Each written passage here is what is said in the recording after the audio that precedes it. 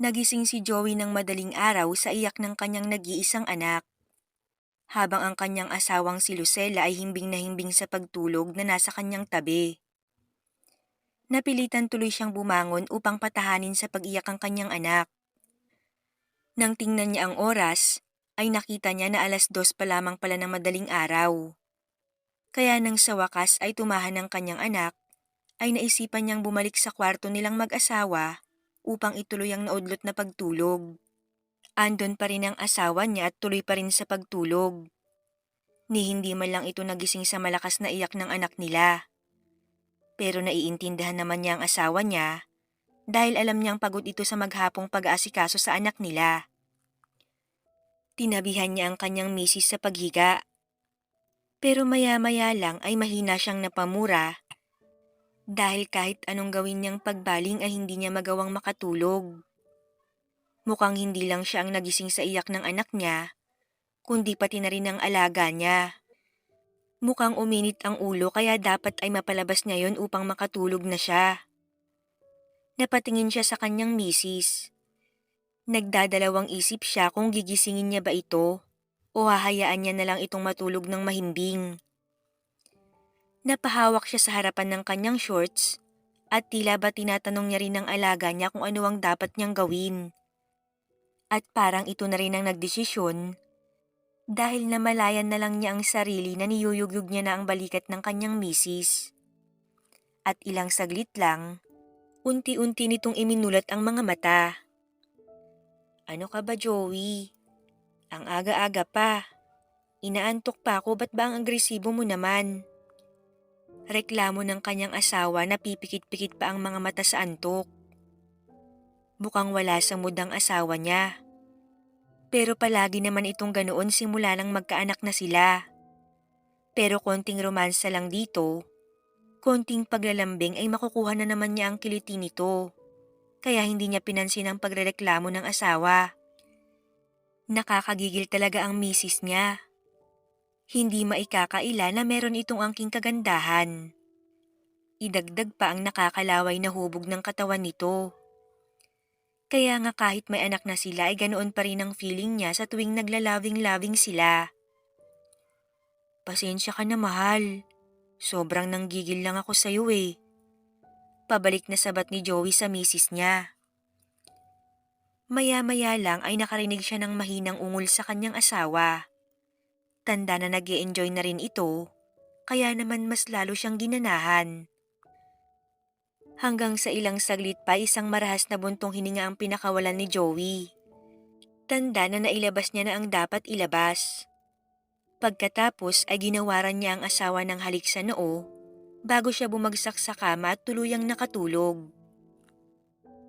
Mag-aalas 7 na ng umaga nang magising si Joey. Ang kanyang misis naman ay tulog mantika pa rin. Hinayaan na lang niya muna itong matulog upang makapagpahinga naman ito ng matagal-tagal.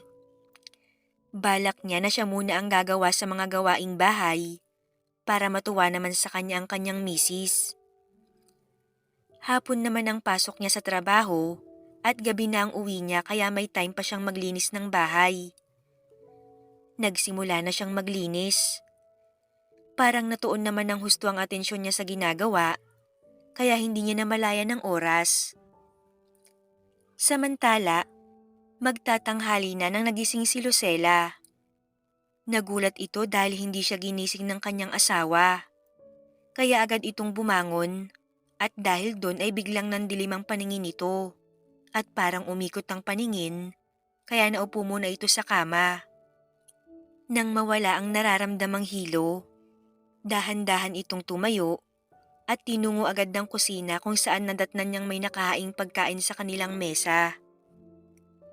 Gising ka na pala, mahal ko. Nakangiti na sambit ni Joey sa kanyang misis bago ito hinalikan sa noo. Bakit ka pa nandito? Di ba may trabaho ka pa?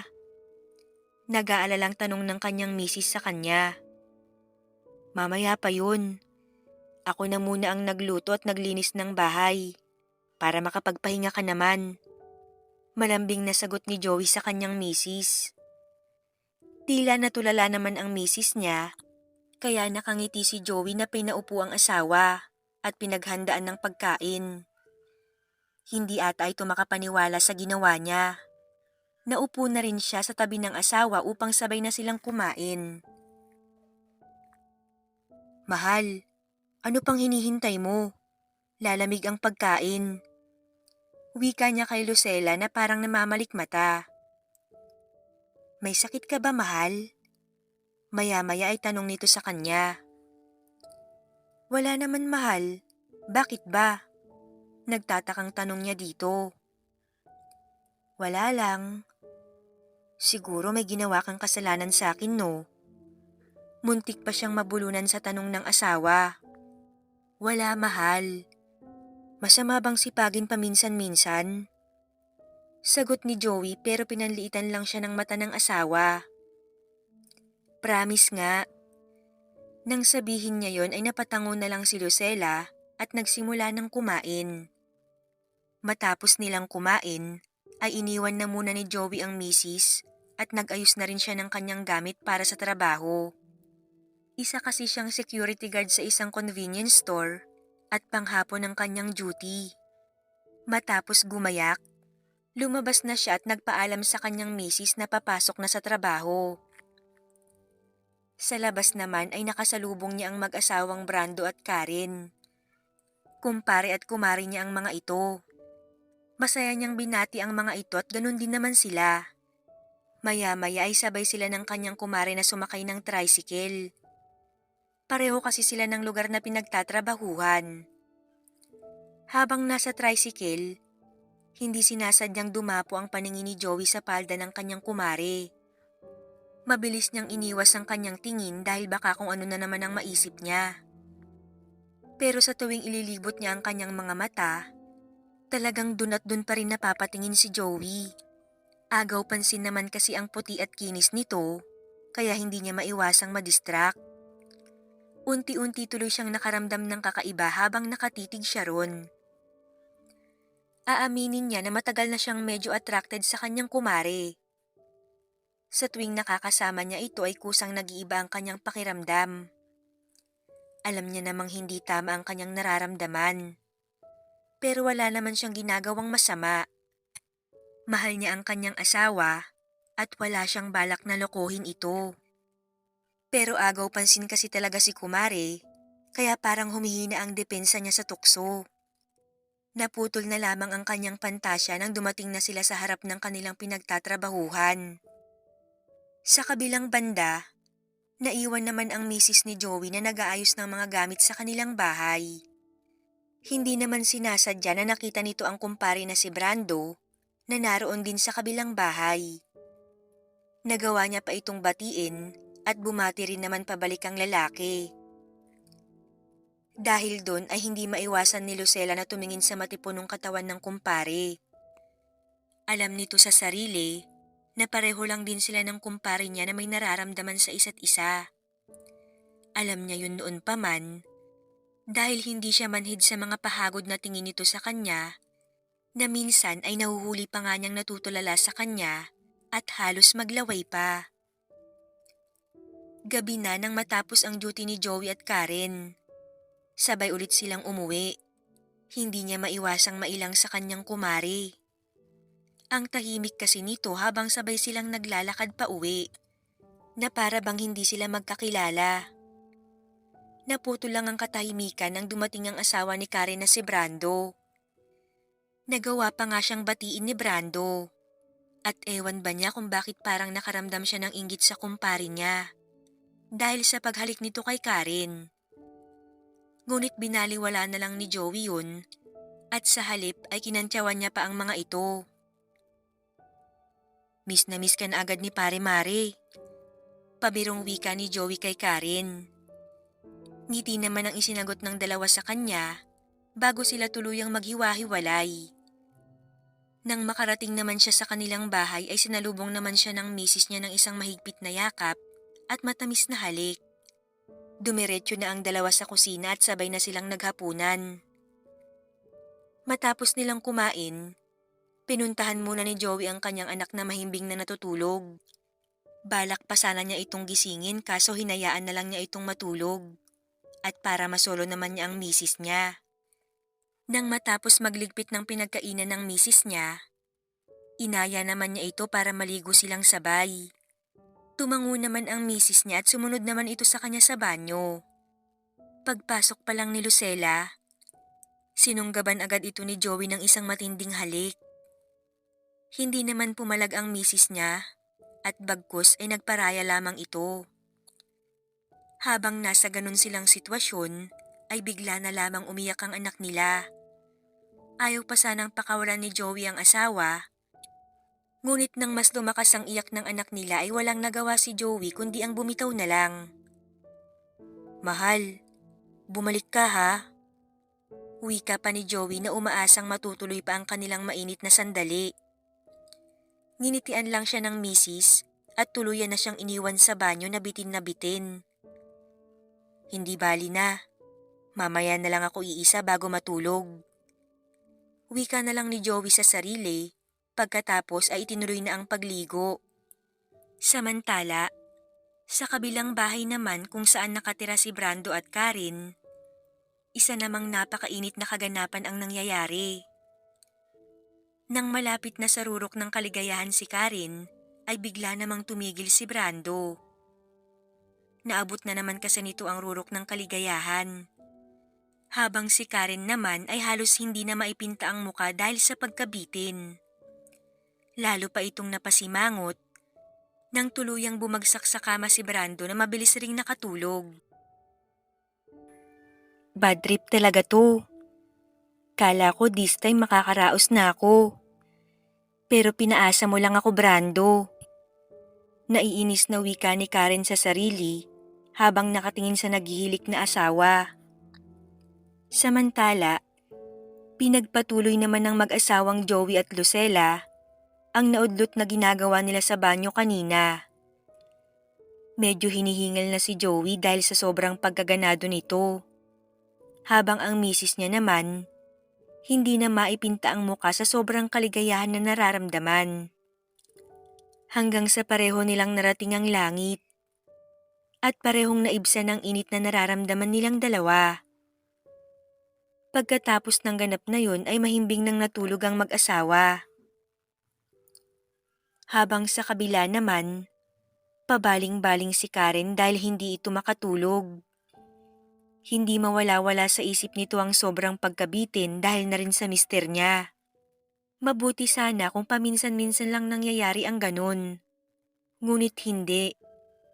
Sa totoo lang, hindi na nga niya matandaan kung kailan siya nag-orgasmo. Kaya ganun na lamang ang pagkadismaya nito sa asawang si Brando. Pagkatapos kasi ng lahat ng ginawa niya para mapaligayan niya ito, iniwan naman siya nito sa ere. Habang si Brando naman ay nakatulog na agad at naghihilik pa. Halatang solved na. Sobrang nainis tuloy si Karen sa asawa.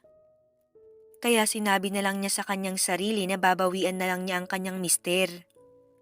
Hanggang sa pagmumuni-muni niya, napagpasyahan na lamang niya na matulog na lang. Dahil wala naman na siyang magagawa sa sitwasyon na yun. Kinabukasan, maagang nagising ang asawa ni Joey. Tumungo agad ito sa kanilang banyo para maligo. Ilang minuto pa ay lumabas na ito na nakatapis lang ng tuwalya. Kagigising lang din ni Joey ng mga oras na yon. Napansin agad niya ang kanyang misis na nag-aayos ng sarili. "Mahal, may lakad ka ba?" Tanong ni Joey na unti-unti siyang lumapit sa asawa at niyakap ito. Sobrang bango ng kanyang asawa na animoy pinipig. "Nakalimutan mo na ba, mahal? Di ba nangako ka na sasamahan mo ko sa mall ngayong araw?" Patanong na may halong inis ang boses ng kanyang asawa. "Hindi, mahal. Hindi ko nakakalimutan." Palusot na katuwiran naman niya sa kanyang asawa na kung hindi pa nito sinabi ay hindi niya pa maaalala. Kaya naman tumungo na rin si Joey sa kanilang banyo para maligo. Mga ilang minuto pa ay lumabas na siya. at nadatnan niya ang misis niyang katatapos lang mag-ayos. Hihintayin na lang kita sa baba, wika ng misis ni Joey. Habang siya naman, dali-dali nang nagbihis dahil baka magalit pa ang kanyang asawa sa kanya. At hindi nga nagtagal, bumaba na rin si Joey habang ang misis niya naman ay karga-karga ang anak nila. Lumabas na nga sila at umalis na sila sa bahay. Pagkarating nila sa mall ay agad silang naglibot. Mga ilang minuto din silang naglalakad-lakad nang nag-aya naman si Joey na kumain muna. Dahil nakaramdam na siya ng pagkahilab ng tiyan niya. Pumayag naman agad ang misis niya na kumain muna. Dahil pareho lang din naman silang nakakaramdam ng pagkagutom. Habang papunta sila sa pagkakainan nila, hindi nila inaasahan na makita nila si Karen. Tinawag ito ng misis niya kaya lumingon ito sa kanila. "O Mare, himala at naglibot kayo," wika ni Karen sa kanila. "Family date, Mare. Nangako kasi itong kumpare mo na ide-date kami ngayong araw. Eh ikaw, anong ginagawa mo dito?" Tanong ng misis ni Joey. Wala. Naglilibot-libot lang." Sagot naman ni Karen. "Ganun ba? Sinong kasama mo?" Tanong ulit ng misis ni Joey. "Asan si pare Brando?" Dagdag niya naman, kaya napatingin si Karen kay Joey. Napansin niya na parang nanliit ang mga mata nito nang banggitin niya ang pangalan ng asawa nito. "Wala akong kasama, Mare. May importante kasing ginagawa si Brando kaya hindi niya ako nasamahan." Sagot naman ni Karen. Napatango na lamang ang asawa ni Joey. Pagkatapos, niyaya na lang nito ang kumari nila na sumabay na lang sa kanilang kumain. Ilang oras pa ang lumipas, napagpasyahan nilang umuwi na dahil nga sa may trabaho pa si Joey at ganun din ang kumari nilang si Karen.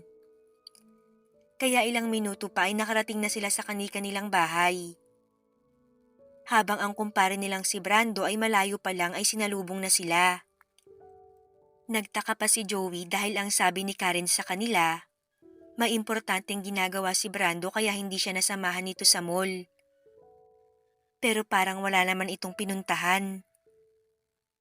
Nakita niya rin na parang nalukot ang mukha ni Karen nang makita si Brando. Meron yatang something sa dalawa. Nang makauwi na sila sa bahay nila, gumayak na si Joey sa pagpasok sa trabaho. Nang matapos ito, sabay ulit sina Joey at Karen na lumabas. Habang naglalakad sila papunta sa kanilang trabaho ay nagkukwentuhan pa nga sila.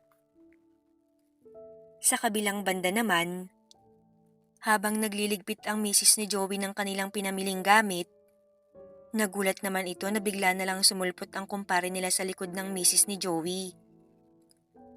Nakatingin pa ito ng malagkit kay Lucella, kaya hindi nito maiwasan na mailang sa kilos ng kumpare nila. "Pare Brando, ano bang kailangan mo at bakit bigla-bigla ka na lang sumusulpot?" Tanong ni Lucella sa lalaki. Pero hindi nakasagot si Brando dahil busy ito sa paghagod ng tingin kay Lucella na nakapambahay lang. Mababakas sa mukha ni Brando ang labis na galak dahil sa sobrang nipis ng suot ni Lucella. Kitang-kita na ng lalaki ang hindi dapat makita. Lalo tuloy tumindi ang nararamdamang atraksyon ni Brando kay Lucella. Lalo pa't nakita niya ang magandang hubog ng katawan ng misis ni Joey. Habang nasa ganoon silang kalagayan, pinutol ni Lucella ang katahimikan sa pamamagitan ng isang tanong sa kumpare nila kung ano nga ulit ang sadya nito. Wala Mare. Naboboring na kasi ako sa loob ng bahay kaya lumabas naman ako." Sagot naman ni Brando na hindi mapakali sa kinatatayuan. Halata namang nagpapalusot lamang ito sa naging sagot nito. Ganun ba pare? Ano namang gagawin mo at ako ang naisipan mong puntahan?" Nagtatakang tanong ni Lucella kay Brando. "Marami akong gustong gawin sa'yo, Mare. Kung ipapahiram mo lang sa akin yung katawan mo. Mahina at nauutal na wika ni Brando. Ano yun? Naguguluhang tanong ni Lucella. Hihiram rin pala sana ako ng pera at kinulang ang budget namin ngayong buwan, Mare. Meron ka bang ipapahiram? Sagot naman ng lalaki. Ganun ba, pare? Sige, hintayin mo at kukunin ko lang yung pitaka ko. Umakyat muna ng kwarto si Lucella para kunin sana ang pera na ipapahiram niya kay Brando. Ngunit ganoon na lamang ang gulat ng babae nang sumunod si Brando sa kwarto nilang mag-asawa. Kaya kaagad niya itong tinanong kung bakit ito sumunod at pumasok pa ron.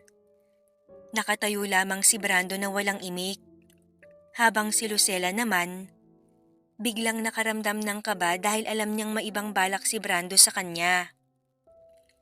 At walang ano-ano nga, dahan-dahan na itong lumapit kay Lucella at sinarado ang pinto ng kwarto nila ng kanyang mister. Habang si Lucella ay walang imik na nakikiramdam lamang sa susunod na gagawin ni Brando. Hinayaan lamang ni Lucella ang kumpare nila nang tuluyan na siya nitong halikan. Hindi na pumalag si Lucella, bagkus ay tumugon pa siya. Tuluyan na ngang nawala sa sarili ang misis ni Joey at hinayaan na lang nito si Brando na gawin kung ano man ang gusto sa kanya.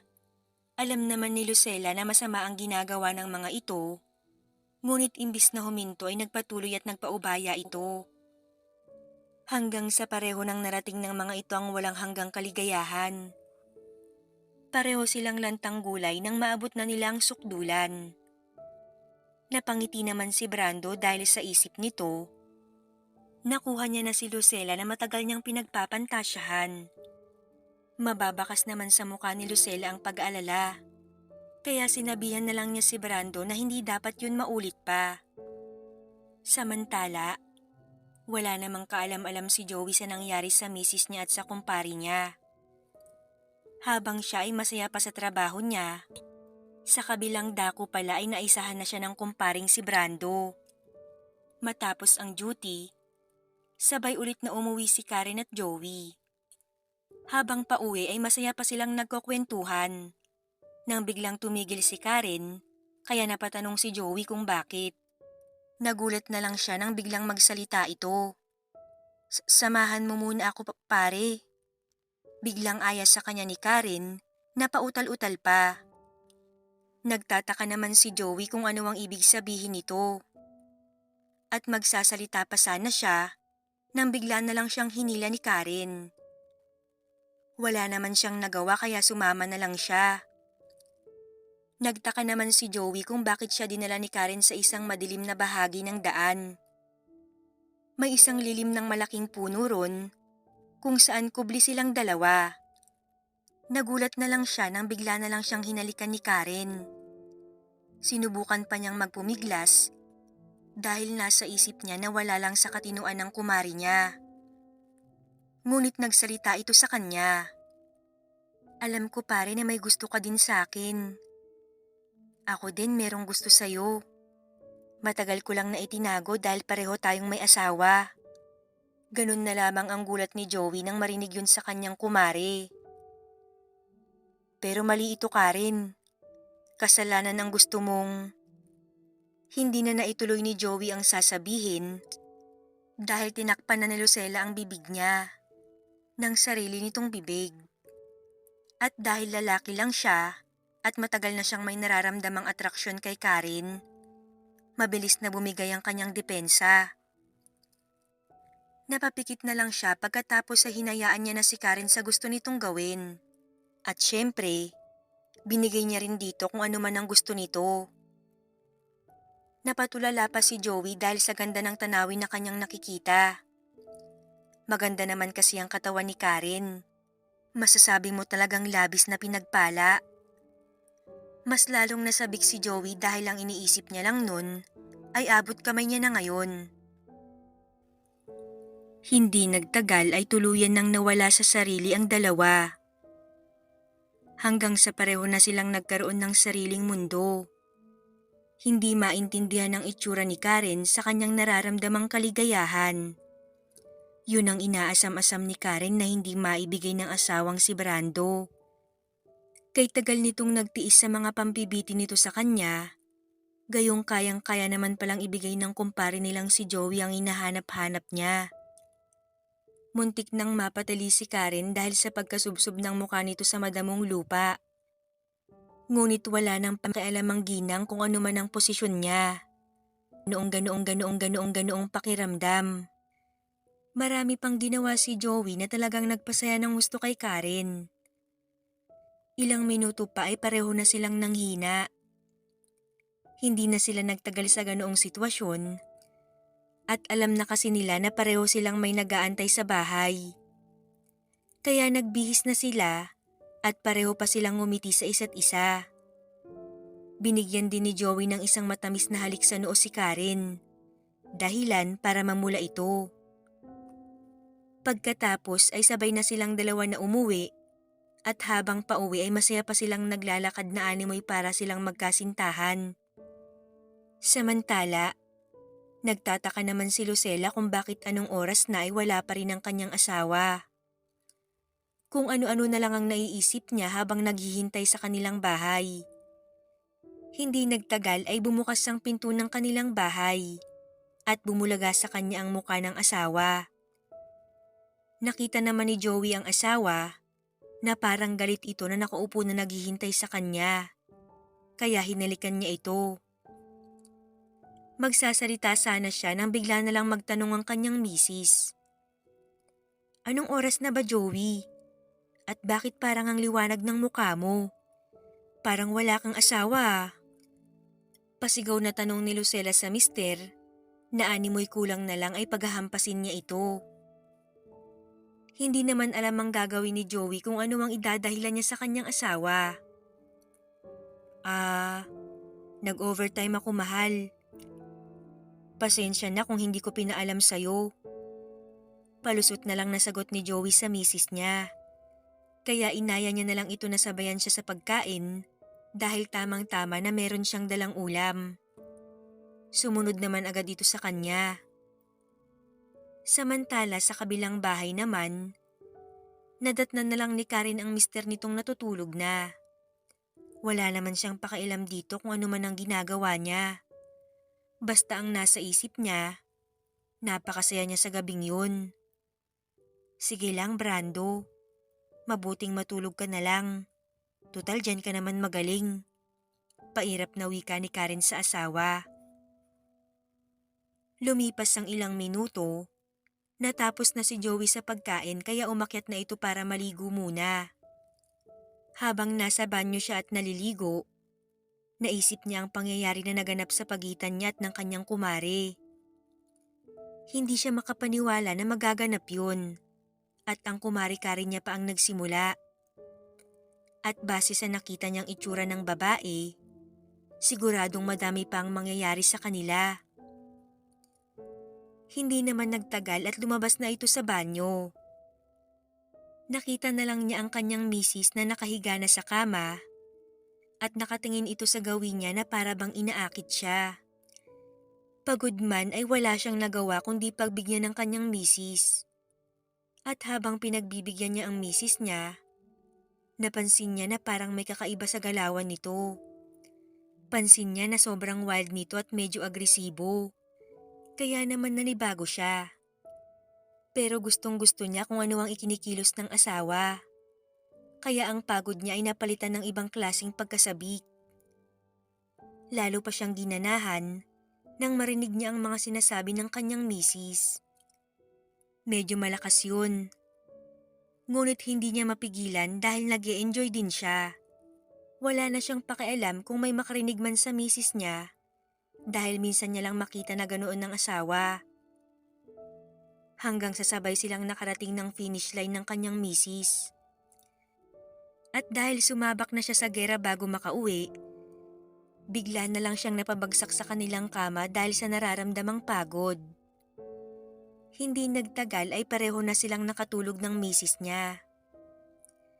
Kinabukasan ay maagang nagising si Lucela at nagulat pa siya sa kanyang kalagayan at naisip niya ang nangyari kagabi sa kanila ng mister niya. Kaya bumangon na ito at tumungo agad sa banyo. Di nagtagal ay nagising na rin si Joey. At napansin niya na wala na pala ang kanyang misis sa tabi niya. Narinig niya pa ang buhos ng tubig sa loob ng kanilang banyo. Alam niya sa sarili na ang misis niya yon, kaya pumasok na rin siya doon para maligo rin. Pagkatapos nilang magbihis ay bumaba na sila at nagluto na si Lucella, habang si Joey naman ay inaaliw ang anak nila. Bigla namang may kumatok sa pintuan nila at binuksan yun ni Joey. Tumambad sa kanya ang kumpare niya na magiliw pa silang binati. Habang si Lucella naman, naiilang kay Brando dahil sa ginawa nila kahapon. "Pare, ano ba ang atin?" tanong ni Joey kay Brando. Pare, magbabayad lang sana ako ng hiniram kong pera kahapon kay Maring Lucella." Wika ni Brando nang umiti pa ng makahulugan sa kanyang misis. Inabot na ni Brando ang hiniram niyang pera kay Lucella at nagawa pang ayain ni Joey na magkape ito. Ngunit nagdahilan naman si Brando sa kanya na meron itong tatapusin kaya alis muna ito. Bago umalis ang kumpare niya, nginitian pa ito ng misis niya na para bang may ibang dahilan. Hindi pa ito nakakaalis ay nakita naman niya si Karen na lumabas ng bahay. Kaya naman binati niya ito. Naiilang man ang kumare niya, nginitian lang din siya nito pabalik. Hindi nagtagal, kumain na sila ng agahan at nagpaalam sa kanya si Lucella na may lakad ito. Nang matapos na silang kumain, umakyat na ng kwarto si Lucella para magbihis dahil nga may lakad ito. Hindi nagtagal, nagpaalam na ito sa kanya. Habang siya naman ay pinapatulog ang anak nila para malaya siyang makagawa ng mga gawain. Ilang minuto pa ang lumipas, may kumatok sa kanyang pinto kaya pinagbuksan niya yon. At tumambad sa kanya ang maamong mukha ni Karen. "Ano ba ang atin, Mare?" tanong niya pa rito. "Hihiram sana ako ng malaking planggana niyo, pare." Anito sa kanya. "Nabutas kasi yung palanggana kong gamit." Pinapasok na muna niya ito at saglit na ipinakarga rito ang hinihele niyang anak. Tumungo agad si Joey sa banyo nila para kunin sana ang palanggana na hihiramin ni Karen. Hindi naman namalayan ni Joey na sinundan pala siya nito, kaya nagulat siya nang humarap na siya rito. Bigla na lamang siyang sinunggaban ni Karen, kung kaya't napasandal sila sa pader ng banyo. Hindi naman pumalag si Joey, bagkus ay hinayaan lamang niya si Karen. Ni hindi niya na naisip kung saan ito inilagay ang kanyang natutulog na anak. Napaka-agresibo ni Karen sa kadahilan ng palagi na lang siyang nabibitin ni Brando. Kung kaya't naging desperada na siya ng mga oras na yon. Hindi nagtagal, dinala ni Joey sa kwarto nilang mag-asawa si Karen at doon na nila sinimulan ng ritual. Hindi pa nga nakakapunta sa kanilang silid ay parang mauubos na nila ang isa't isa. Nang makarating na sila ay tinulak niya ang babae sa kama kung kaya't ito ay napahiga. Samantala, noon lamang naalala ni Lucella na may naiwan pala siya sa kanilang bahay. Dali-dali na siyang naglakad pabalik at baka mahuli pa siya sa kanyang pupuntahan. Pagdating sa harapan ng kanilang bahay, ganoon na lamang ang pagtataka niya at napakatahimik ng buong bahay. Binuksan niya ang pinto at kaagad niyang nakita ang kanyang anak na mahimbing na natutulog sa crib nito. Nagtaka siya kung nasaan ang kanyang mister, kaya nagpasya siyang pumanhik sa itaas. At nang buksan niya ang pinto ng kanilang silid, ay ganoon na lamang ang pagkagulat niya sa kanyang nasaksihan. Kitang-kita ng kanyang dalawang mata ang milagrong ginagawa ng kanyang mister, kasama ang kumari nilang si Karen. Kapwa nagulat ang mga ito nang makita siya at nagtakip ng kanika nilang mga katawan. Napaismid na lang si Lucella at nagsalita. "Naku, Maring Karen, ikaw ha, type mo pala ang asawa ko." Hindi mo naman sinabi sa akin para naman nagsabay-sabay na tayo nila paring Brando. Sa kanyang sinabi ay napaayos ng tayo ang kanyang mister. Hindi makapaniwala sa mga lumabas sa kanyang bibig. Anong ibig mong sabihin, Mare? Balik tanong ni Karen sa kanya. Hay, wala Mare. Masarap ba ang asawa ko? Siguro kaya ka nagpatikim sa iba kasi hindi masarap si paring Brando, no? Alam mo na, natikman ko na kasi si pare. At proven and tested na hindi nga siya masarap. Kaya siguro yung asawa ko ang nilalantakan mo ngayon. Hindi makapaniwala si Joey sa narinig mula sa kanyang misis. Ang dapat sanang paliwanag na pinag-iisipan niya ay biglang naudlot dahil sa mga sinabi nito. Tila hindi niya matanggap ang mga tinuran ng kanyang misis. Nanatili lamang siyang nakaawang ang mga labi hanggang sa nawala na sa kanyang harapan ng dalawang babae. Alam niyang kukumprontahin ni Karen si Brando habang siya ay walang maisip na dapat gawin. Nahuli rin kasi siya at hindi niya magawang makapag-react dahil pare-pareho lamang silang nagkasala. Pero kahit ganun, hindi niya matanggap sa sarili na nagawa siyang lokohin ng kanyang asawa. Hindi niya tuloy alam kung ano ang mangyayari sa relasyon nilang mag-asawa. Isa lang ang sigurado. Kahit anong mangyari ay pananatilihin niyang buo ang kanyang pamilya. Dahil ayaw niya na ang anak nila ni Lucella ang magdusa ng dahil lang sa kapalpakan nilang mag-asawa.